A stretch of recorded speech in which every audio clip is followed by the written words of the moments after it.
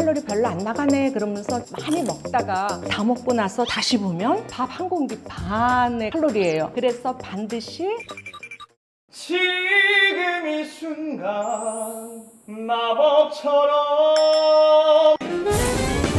안녕하세요. 한영실의 먹는 공부입니다. 게스트분을 모셔서 건강한 식습관에 대한 이야기 나누고 또 궁금한 점 제가 대답하는 그런 시간 마련했습니다. 오늘 이야기는 고민 해결이라기보다는 건강한 식습관과 관련한 일종의 체험이랄까요? 백문이 불여일견이라고 식품을 구입할 때 그 포장지와 그 식품을 보면서 어떻게 해석을 해야 될까, 어떤 걸 골라야 될까 실제로 실례를 보여드리면서 오늘 공부 시작하겠습니다. 오늘 게스트가 운동하면서 식단 관리를 하고 있다는데요. 여러분이 가장 관심 많은 식품 표시에 대한 주제입니다.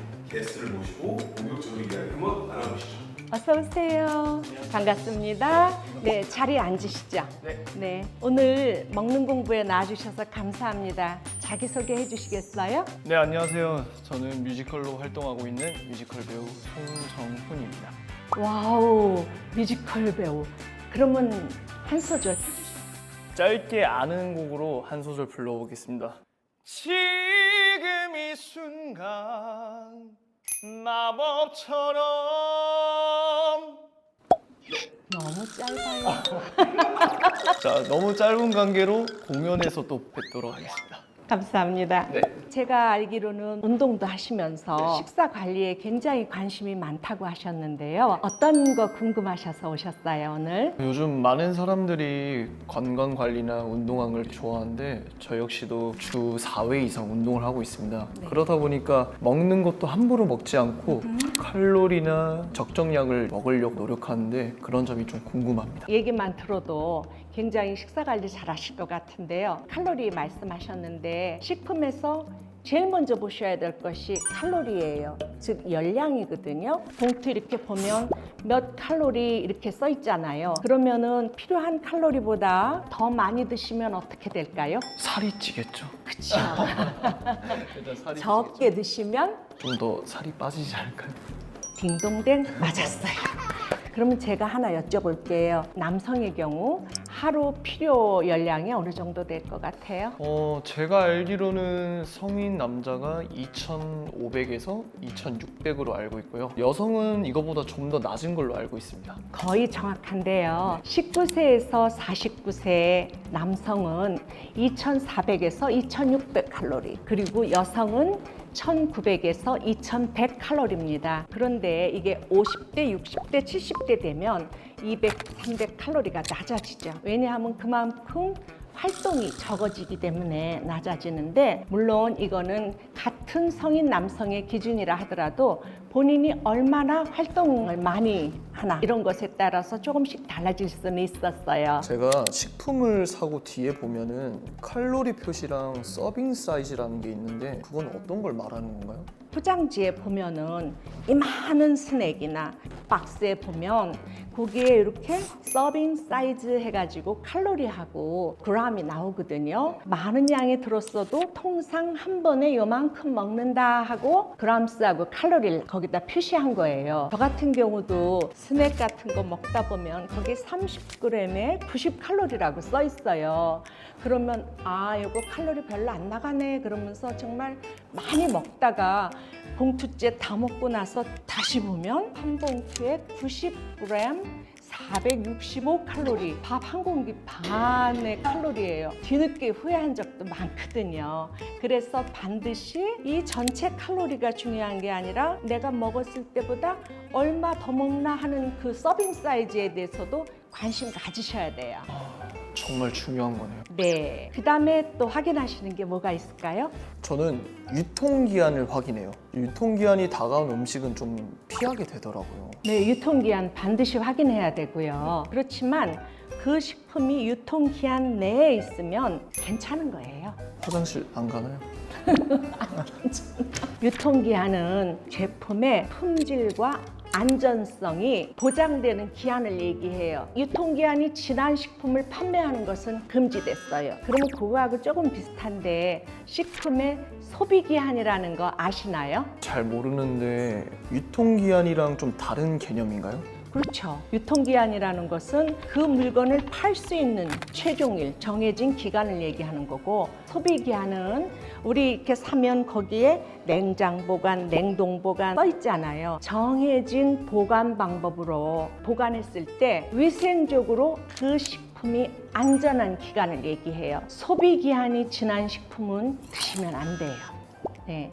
그 대신 하나만 더 아셔야 되는 게 이제 품질 유지 기간이라는 게 있거든요. 품질 유지 기간이라는 것은 보통 고추장, 된장 이런 발효식품에 많이 있는데요. 정해진 보관 방법으로 보관을 했을 때 가장 품질이 맛이 좋은 기간으로 얘기하는데, 그 기간이 조금 지나도 문제는 없다는 그런 표시를 얘기해요. 그 다음에 또 뭐 보세요? 저는 그리고 영양 성분 표시도 확인하셔야 되는데, 영양 성분 표시는 탄수화물, 당류, 단백질, 지방, 포화지방, 트랜스지방, 콜레스테롤은 의무 표시 영양소예요. 이 제품을 만드는 제조사에서 반드시 의무적으로 표시해야 되는 거고요. 그 다음에 비타민이나 무기질은 의무적으로 표시하지 않고 임의로 표시할 수 있는 거예요. 정말 좋은 정보네요.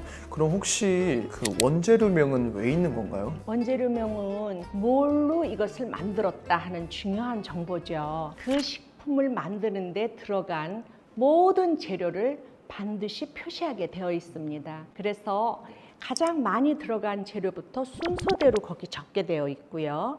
다만 전체 중량의 2% 미만인 재료는 순서에 상관없이 그냥 기입만 하게 돼 있어요. 그리고 중요한 것은 한국인들에게 알레르기를 일으킬 수 있는 식품은 함유량과 상관없이 모두 다 거기 기입을 해야 됩니다. 정말 저는 이거 몰랐거든요. 제가 항상 운동만 하다 보니까 칼로리만 생각하고 이런 것들을 생각 안 했는데, 앞으로는 식품 표시 이런 정보들을 꼼꼼히 보고 먹는 습관을 들이겠습니다. 네, 아주 훌륭합니다. 그리고 인터넷 광고를 보면은 햇섭이라는 이런 인증을 받았다는 제품들이 보이는데, 이런 게 있으면 뭐 좋은 건가요? 좋은 걸까요? 나쁜 걸까요? 알아맞혀 보세요.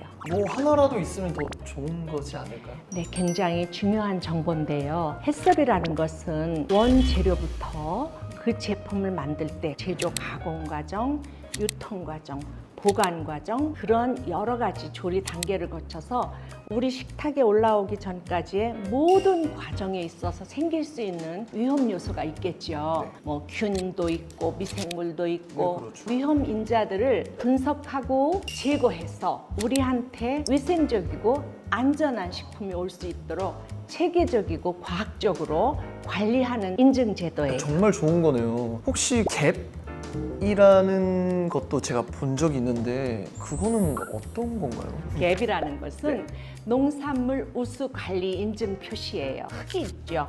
토양, 그 다음에 물주죠. 수질, 거기에 들어가는 화학 물질들이나 비료, 농약 여러 가지가 있겠죠. 그런 것들을 철저히 관리해서 안전하게 재배하고 안전하게 유통했다는 우수 관리 인증 표시예요. 그러니까 굉장히 필요하고 좋은 거지요. 이것 또한 역시 좋은 거네요. 그렇죠. 저는 운동을 하다 보니까 정말 칼로리 낮은 것만 먹게 됐는데, 오늘 말씀해 주신 대로 식품 표시나 이런 영양소들을 정말 확인하면서 먹는 습관을 들이겠습니다. 좋은 말씀 감사합니다. 네, 오늘 나와주셔서 감사합니다. 감사합니다. 네. 교수님 오늘 촬영 어떠셨어요? 확실히 운동을 하다 보니까 더욱 건강한 식생활을 해야겠다는 생각이 좀 드네요.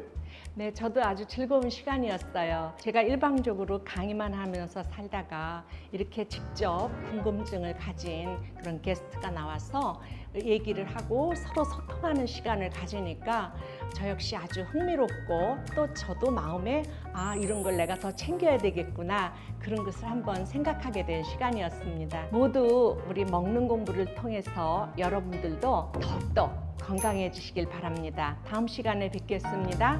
감사합니다.